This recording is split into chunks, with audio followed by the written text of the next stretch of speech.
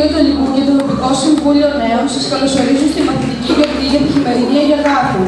Αυτή ξεκίνησε από την Κύπρο πρωτοβουλία, συνειδητοποιώντας κάθε χρόνο την αγάπη των δημοτών μας και των ξένων για το πανηγύρι της Αγιαγάθης.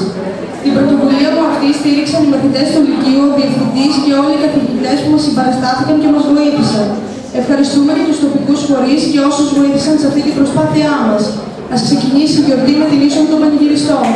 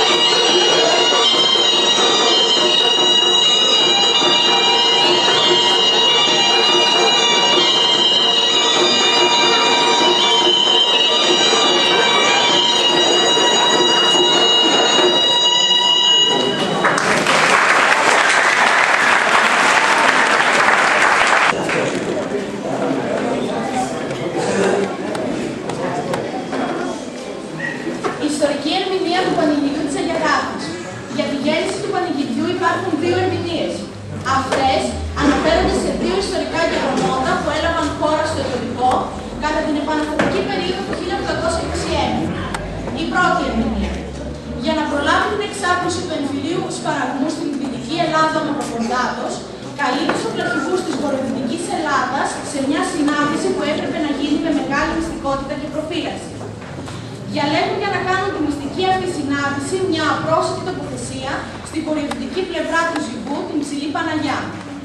Η συνάντηση αυτή, που κατέληξε στη συμφωνία για συνέλευση στο Αιτωλικό, έγινε στις 23 Αυγούστου 1824.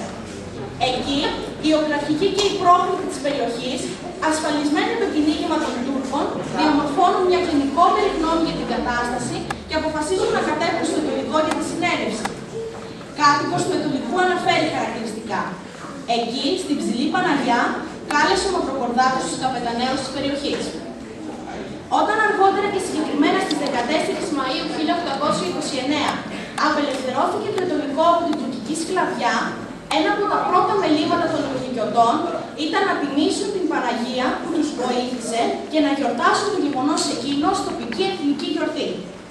Η πρώτη λειτουργία και η πρώτη τελετή φαίνεται ότι έγινε στην Ψηλή Παναγιά σε ανάμνηση της πρώτης εκείνης συνάντησης που έγινε εκεί στις 23 Αυγούστου του 1824.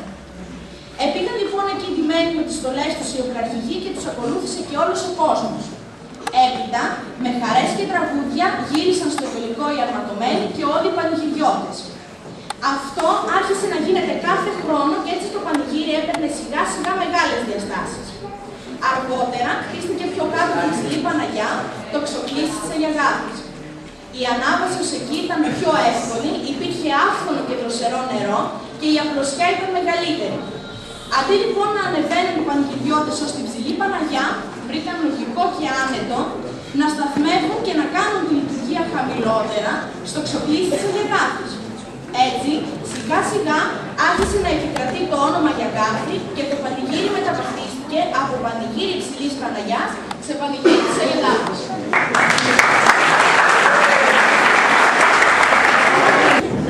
Η δεύτερη ερμηνεία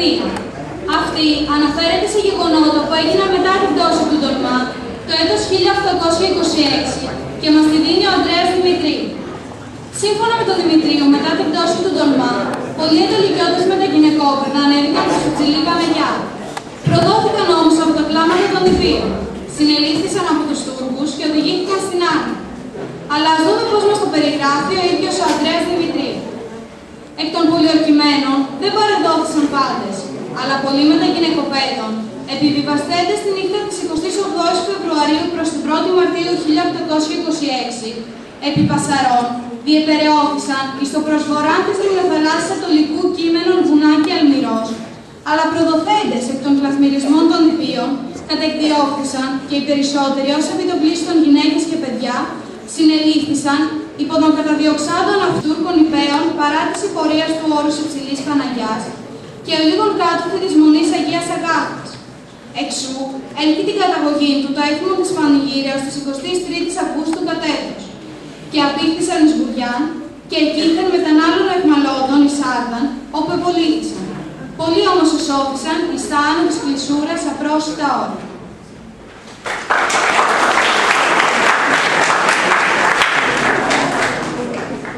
Καθιέρωση πανηγυριού.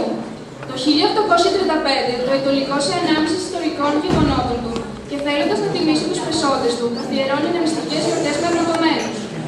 Έτσι, στο πρώτο γεγονός που δίνει παράδοση, δηλαδή τη συνάντηση των Ορθοαρχικών στην Υψηλή Παναγιά, προστίθεται και αυτό που μας δίνει Δημητρίου, η εχμαλωσία των γυναικόπαιδων από τους Τούρκους, τη νύχτα της 28ης Φεβρουαρίου προς την 1η Μαρτίου, λίγο πιο κάτω από την Αγία Αγάπη. Σύμφωνα με τον Αιτωλικιώτη Χρήστο Ιωάννου Καρβέλη, το 1835 το Αιτωλικό, σμήνουν τον υπέρ της ελευθερίας της Ελλάδος αγωνιστεύουν και πεσότερων Ελληνικών και Φιλελλήνων, στη θάλασσα και στη στεριά του τότε Ανατολικού, στην Επανάσταση και στον Αγώνα, καθιέρωσε νηστικά σε εορτάς αρματωμένων. Την 21η Αυγούστου, οι θέλητες αρματωμένοι μεταβαίνουν στο εξοπλίσιο Αγία Αγάπη της Ταμνάς, επί του όρου Ζυγού. Εκεί αντάμωναν με κατοίκους των γύρω χωριών. Οι στίχοι του δημοτικού τραγουδιού αναφέρουν: «Πάλες καλές αντάμωσες, πάλι να ανταμωθούμε».